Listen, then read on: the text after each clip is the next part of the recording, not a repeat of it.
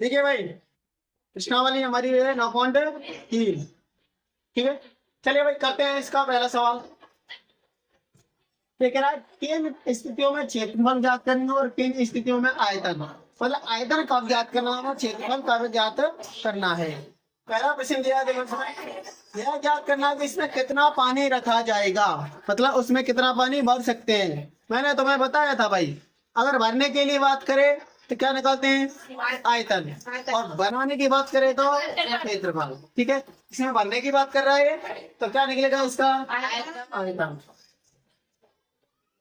दूसरा, इसका प्लास्टर करने के लिए वार्षिक सीमेंट की बोरी की संख्या। इसका प्लास्टर करना है तो बना रहा है कि बन रहा है, बना रहा है, क्या निकलेगा।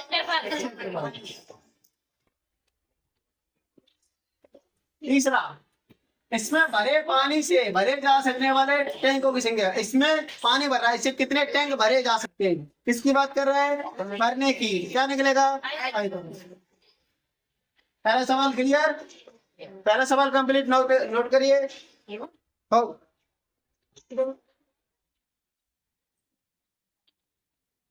ठीक है भाई, हमारा दूसरा प्रश्न है, दो बेलन दिए मुझे, बेलन ए, ये पहला तो बेलन ए है, ये है दूसरा हमारा बेलन बी। ठीक है, बेलन ए के लिए देखो भाई, ये कह रहा है बेलन, दोनों बेलन दिए हुए हैं, ये कह रहा दोनों में किसका आयतन अधिक है, तो आयतन याद करना है। ये कह रहा जांच कीजिए, ज्यादा आयतन वाले का पृष्ठीय क्षेत्रफल भी ज्यादा होता है। हमें चेक करना है, आयतन भी निकालना है इनका और क्षेत्रफल भी निकालना है। ठीक है भाई, देखो पहला बेलन ए का क्षेत्रफल, बेलन, पहले आयतन निकालते हैं हम। ये कह रहा दोनों में किसका आयतन अधिक है, बेलन ए का आयतन, पूरा मैटर देख लिया हमने, ये लिख दिया। बेलन का आयतन क्या होता है भाई, पाई आर स्क्वायर एच होता है, 2 पाई आर स्क्वायर नहीं होता है, पाई आर स्क्वायर एच। ठीक है, पहले बेलन के लिए मैंने एच बड़ा लिया है और आर भी क्या लिया है, बड़ा लिया है। ठीक है, अच्छा पाई का मान कितना होता है, 22/7। त्रिज्या कितनी है इसकी, 7/2, 7/2 का स्क्वायर, ऊंचाई 14, 7 से कट गई 14, 2 बार 22, 7 का वर्ग 49/4। ठीक है भाई, 2 से 2 बार कट गया 4, और यहाँ 2 से का काट दियो 22, 11 बार। ओके, तो 11 गुणा 49 कितना बचा, 11 9 99, 11 चौके 44, 44 और 9 53, 539 सेंटीमीटर क्यूब का निकालो हमने आयतन, का निकालो आयतन। ठीक है भाई, पहले का आयतन आ गया मेरे लिए, पहले ए बेलन का आयतन। अब मुझे निकालना है दूसरे का, बेलन बी का आयतन, बेलन बी का आयतन, पाई आर स्क्वायर एच। इसमें मैंने स्मॉल आर त्रिज्या लिया और स्मॉल एच ऊंचाई ली है। ठीक है भाई, स्मॉल अलग दिख जाए। पाई का मान 22/7, दूसरी की त्रिज्या कितनी है भाई मेरे पास, 7, 7 का वर्ग, ऊंचाई कितनी है 7, 7 से 7 खत्म, 22 गुणा 7 का वर्ग 49। ठीक है भाई, करेंगे गुणा, चलो भाई 2 नाम 18, 1 8 और 1 9, गुणा कितना है भाई 8, 817, यहाँ से लेंगे 10, 1078 सेंटीमीटर क्यूब। अच्छा, कौन से का आयतन ज्यादा है, बेलन बी का आयतन अधिक है, अतः बेलन बी का आयतन अधिक है।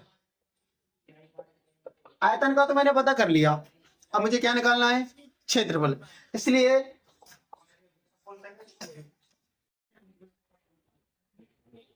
ठीक है भाई, बेलन ए का क्षेत्रफल, मुझे बेलन ए का क्षेत्रफल निकालना है भाई। ये देखो नीचे होगा तला है इन दोनों का, ये ठोस बेलन है। ठीक है, नीचे का तला वो ऊपर से खुला है और नीचे से तलवा लगा हुआ है, तो बेलन ए का क्षेत्रफल, बेलन ए बेलनाकार भाग है इसका 2πr/h। ठीक है, बड़ा आर है और बड़ा ही प्लस ये नीचे क्या है, इसमें एक वृत्त भी है, तो इस वृत्त का क्षेत्रफल भी जुड़ेगा, πr²। ठीक है भाई। यहाँ से 2, पाई का मान 22/7, त्रिज्या हो गई आपकी 7/2, ऊंचाई है आपकी 14, ठीक है। प्लस पाई का मान 22/7, त्रिज्या 7/2 का स्क्वायर, ये 22 × 14, त्रिज्या 7/2, ऊंचाई 14, ठीक है भाई। ये 22 × 14 करेंगे अपन, 22 × 14 प्लस 22/7 × 49/4, 7×7 = 49, 22 × 14 करेंगे 308, प्लस इसको कर लो आप, 2 से काट लो, 2 11, 11×7 = 77/2, वैल्यू बन गई। चार वैल्यू छोड़ो, पॉइंट बना लो आप। 308 प्लस 2 × 6 3, 2 × 8 16.5, 38.5, कितना और जोड़ेंगे तो भाई इसको 308 और 38 और 16 और 46, 346.5 सेंटीमीटर स्क्वायर। क्या आया इसका? ये बेलन ए का क्षेत्रफल आया, ठीक है भाई, 340.5 सेंटीमीटर स्क्वायर। अब मुझे निकालना है बेलन बी का क्षेत्रफल। यहाँ से बता रहा हूँ भाई मैं इसको, लिखाई नहीं लिखा है, छापो इसको पहले। देखो भाई, बेलन ए का आयतन है 340.5, बेलन बी का आयतन है, बेलन सॉरी क्षेत्रफल है बी का, बेलन बी का क्षेत्रफल निकालूंगा मैं 2πRh प्लस, देखो भाई बेलन बी इसका क्षेत्रफल निकालू 2πRh, और ये नीचे का ये क्या है वृत्त, πr²। हाँ बता दो अंदार हो, πr² क्यों लिखा मैंने? का हाँ ये वृत्त, हाँ ये तली, इसका भी क्षेत्रफल आएगा 22/7, त्रिज्या 7, ऊंचाई 7, प्लस पाई का मान 22/7, त्रिज्या 7 का स्क्वायर, 7 से 7 क्रम 44 × 7 प्लस 22/7 का 49, 7×7 = 49, 28 308 प्लस 7×14, 7×14 15, 8×4 12, 5×6 4, 462 सेंटीमीटर स्क्वायर। कौन से का अधिक है भाई? बेलन बी का क्षेत्रफल अधिक है, अतः बेलन बी का आयतन अधिक है तो इसका क्षेत्रफल भी अधिक होगा, ठीक है भाई, नोट कर लीजिए। देखिए हमारा अगला प्रश्न है, हमें दिया है घनाभ के आधार का क्षेत्रफल दिया है हमें, ये रहा 180 सेंटीमीटर स्क्वायर, आयतन दिया है इसका 900 सेंटीमीटर क्यूब, तो घनाभ की ऊंचाई याद करिए, है ना, क्योंकि घनाभ का आयतन क्या होता है ये दिया है मुझे, ठीक है। घनाभ का आयतन कितने दिन रखो भाई 900, वैसे होता क्या घनाभ का एल बी और एच, आयतन कितना दिया है उसने 900, एल बी होते लंबाई गुणा चौड़ाई, आधार का व्यास, आधार में लंबाई चौड़ाई होती है, तो क्षेत्रफल क्या होता है, चूंकि एल गुणा बी बराबर कितना दिया है मुझे 180, लंबाई गुणा चौड़ाई तो क्षेत्रफल होता है भाई, आयत का दिया है उसने 180 गुणा एच, ऊंचाई निकालने 180 कहाँ जाएगा 900/180, 0 से 0 खत्म, 18×5 = 90, ऊंचाई कितनी आ गई 5 सेंटीमीटर। आंसर नोट करिए, हो गया, नोट करिए।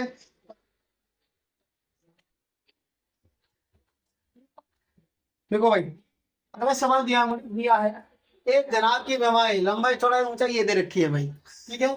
घनाभ के अंदर 6 सेंटीमीटर भुजा वाले कितने घन रखे जा सकते हैं, यानी भरे जा सकते हैं, भरने की बात करेगा तो आयतन, इसलिए चूंकि घनाभ की लंबाई कितनी है भाई, पहली वजह लंबाई है 60, चौड़ाई कितनी है 54 और ऊंचाई 30 सेंटीमीटर, ठीक है भाई। तो घनाभ का आयतन, घनाभ का आयतन क्या होता है भाई घनाभ का आयतन? एच 60 गुणा 54 गुणा 6 18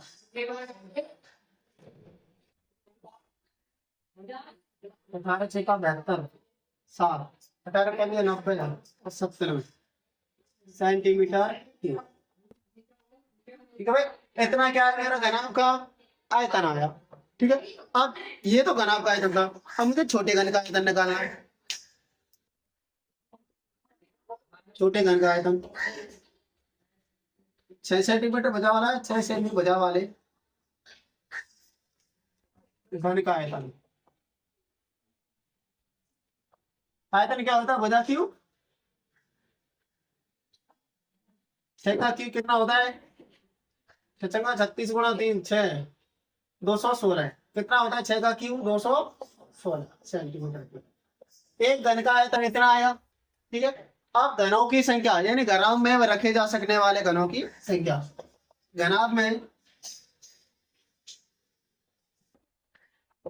रखे जा सकने वाले घनों की संख्या, घनाभ का आयतन बटे घन का आयतन। घनाभ का आयतन कितना था मेरा? 00 बटे घन का आयतन 216। काटिए भाई, किससे काटे हुए? 6 से काट वाले 6 3 18 6 छंगा 36 6 एकम 6 3 बज गए 6 छंगा 36 6 दूनी 12 162 बटे 36। फिर काट दो 6 से 6 छंगा 36 6 दूनी 12 6 सत्ते 42 2700 बटे 6। फिर काट दो 6 से 6 चौका 24 6 पंजे 30 कितने? 450 घन। 6 चौका 24 3 बचे 6 पंजे 30। ठीक है, अतः घनों की संख्या कितनी आई? अतः घनों की संख्या कितनी होगी? 450। समझ में आया? छाप दो। देखो भाई, अगला कह रहा है एक बेलन की ऊंचाई ज्ञात करो।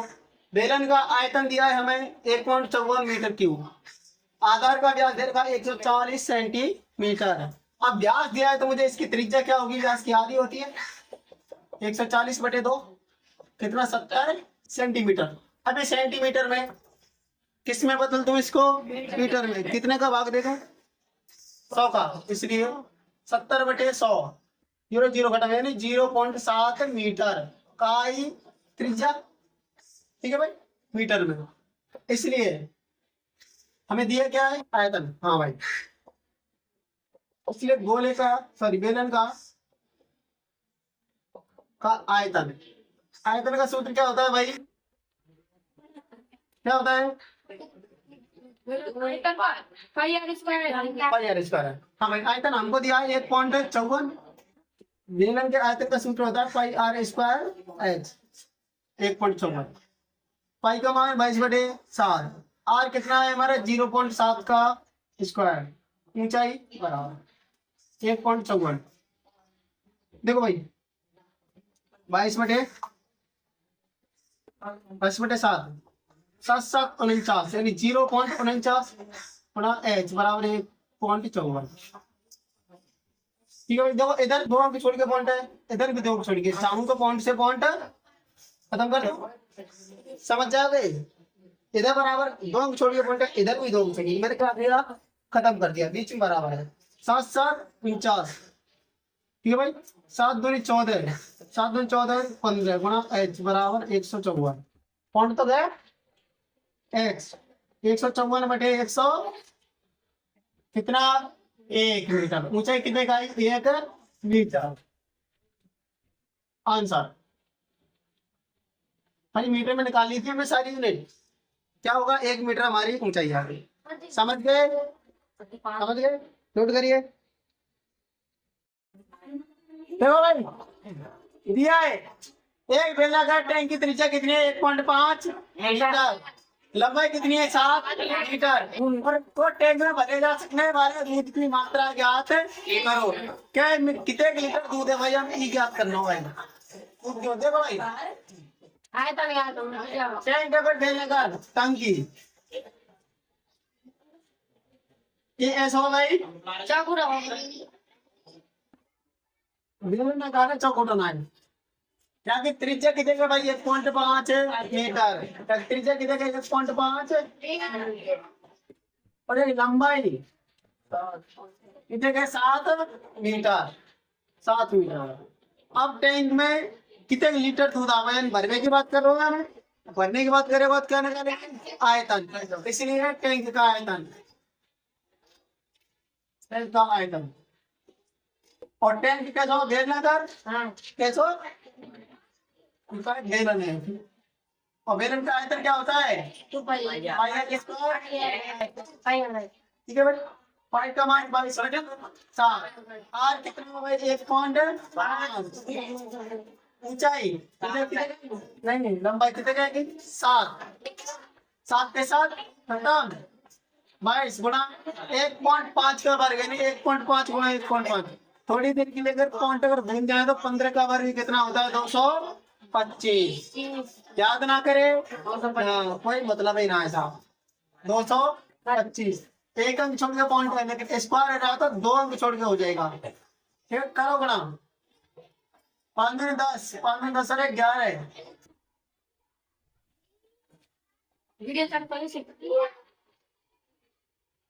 एक दो एक कितने भाई? 1210 मीटर क्यूब आयतन है भाई। काई मीटर क्यूब आयतन है। अब मुझे आयतन निकालना है किसमें? लीटर में। कितने लीटर यहाँ में दूध आ सके? देखो चूंकि 1 मीटर क्यूब बराबर होता है 1000 लीटर। कितना होता है? 1000 लीटर। इसलिए दूध की मात्रा कितने को गुणा करते हैं? आते हैं 1 मीटर में 1000 लीटर हो तो कितने को गुणा करता हूँ? 1000 को गुणा 1000। इसमें 2 छोटी पॉइंट होता है 13। करो गुणा, करोगे नहीं गुणा? 2 5 10 2 5 10 1 2 में 4। अरे नहीं करो नहीं, मैंने बताते नहीं हो। 5 में 10 0 हंसने में 1 2 में 4 और 1 5 2 में 4 गुणा आधा किया था मैंने, बोलेगा अभी कितना आएगा मेरा? इतना 49 इतना मीटर क्यूब। क्या था? ये मीटर क्यूब। ठीक है। अब क्या निकालना मुझे? 1 मीटर क्यूब में 1000 लीटर होता है। तो दूध की मात्रा 49.50 में कितने को गुणा? 1000 को। ठीक है भाई। दो को 2 जीरो तो 2 पॉइंट हट जाएंगे, 1 जीरो बचेगी, एक बढ़ा देंगे हम यहाँ पे। 49 50 1 जीरो कितने का? 4000 नहीं 49,500 लीटर दूध कितने का आया? 49,500 लीटर। ठीक है भाई, नोट करो।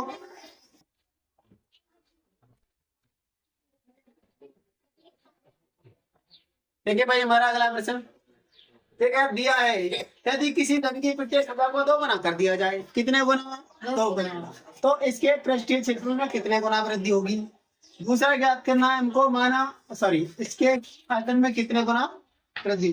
क्षेत्रफल में क्या गुना होगी और आयतन में क्या गुना होगी? चलिए भाई देखते हैं। मानो घन की भुजा कितनी है? x। ठीक है। तो घन का क्षेत्रफल क्या होता है? 6 गुना भुजा स्क्वायर। ठीक है भाई, 6 भुजा लिखना मत लिख दिया। भुजा कितनी मानी मैंने? x और x का स्क्वायर। 6x स्क्वायर हो गया ये। चलो भाई 6x स्क्वायर। अच्छा इसका आयतन क्या होगा? आयतन होता है भुजा क्यूब, भुजा की घात 3 यानी x की घात 3 ये इसका आयतन है। जब कह रहा है जब इसकी भुजा को क्या कर दिया जाए? 2 गुना है। धन की भुजा को 2 गुना करने पर धन की भुजा को 2 गुना किया जाता है। 2 गुना किया जाता है। तो 2 गुना मतलब घन की भुजा कितने कहेंगे? घन की भुजा पहले तो x ही भाई अब कितने कह देंगे 2x, कितने कह देंगे 2x। इसलिए घन का क्षेत्रफल, घन का पृष्ठीय क्षेत्रफल 6 गुना भुजा स्क्वायर होता है, 6 गुना भुजा स्क्वायर,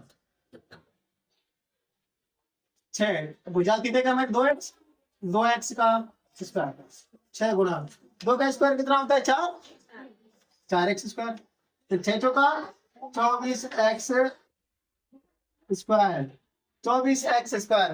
भाई देखना पहले 6x स्क्वायर हो, अब कितने का हो 24x, क्या गुना है वो, 6 को भाग दिया मैं, 6 चौका 24, क्या गुना 4 गुना, 4 गुना पता है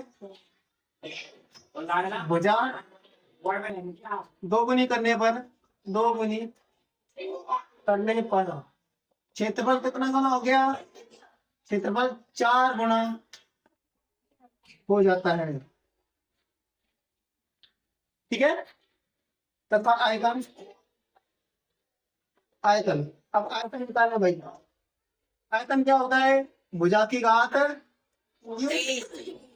2x, भुजा की जगह 2x 3, 2 की घात 3, 2 दूनी 4 दूनी 8, 8x क्यूब। अच्छा पहले क्या था x क्यूब, अब क्या है वो 8x क्यूब, क्या गुना, क्या गुना है कोई, अरे बादल की x घात 3 है x क्यूब, और यहाँ x क्यूब तो 8 ही तो लग रहा है, 8 गुना है कोई, आयतन 8 गुना हो जाएगा,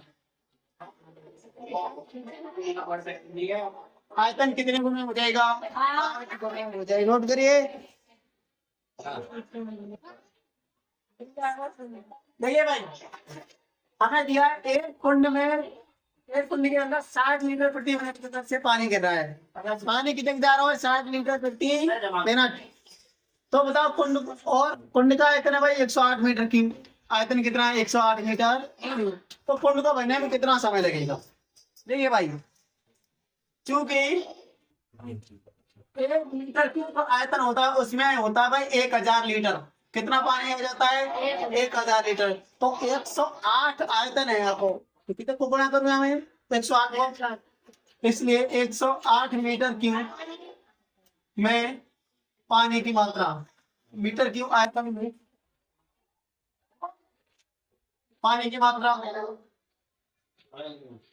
कितने का भाई, 108 में कितने को गुणा करता हूँ 1000, 1000 को कितने का होगा भाई, इतना लीटर पानी, कितने का भाई, सैकड़ा, हजार, 10,000, लाख, 1,08,000 लीटर, 1,08,000 लीटर पानी हो गया। अब 1 मिनट में 60 लीटर जाता है, इसलिए कितने मिनट लग जाएगा, क्योंकि 60 लीटर प्रति मिनट की दर से टैंक भरता है, टैंक भरता है, एक मतलब 60 लीटर 1 मिनट जा रहा है, इसलिए कितने मिनट में भरेगा, कितने समय में भरेगा, इसकी वजह से टैंक को भरने में लगा समय, भरने में लगा समय, लगा देखो 1,08,000 तो लीटर पानी है, और 1 मिनट में 60 लीटर जा रहा, तो मैं हम 60 को भाग, ठीक है, 6 एकम 6, 6 8 48, 1800 कहा गई है मिनट, क्या मिनट भर देखो 1800 मिनट में, और हम जाने भाई एक घंटे में कितने मिनट होती हैं 60, अगर हम 60 को और भाग दें तो कहा जाएंगे घंटे आ जाएंगे मेरे, इसलिए समय, समय का घंटे में किधर को भाग दूंगा मैं 60 को, क्योंकि 1 मिनट में कैसे गिनना है, ये मिनट है, मैं 60 को और भाग दूं तो कहा देंगे घंटे, 0 0 खत्म, 6 18, कितने घंटे 30 घंटे, अतः टैंक को भरने में लगा समय कितना होगा 30 घंटे, आया समझ, छापो।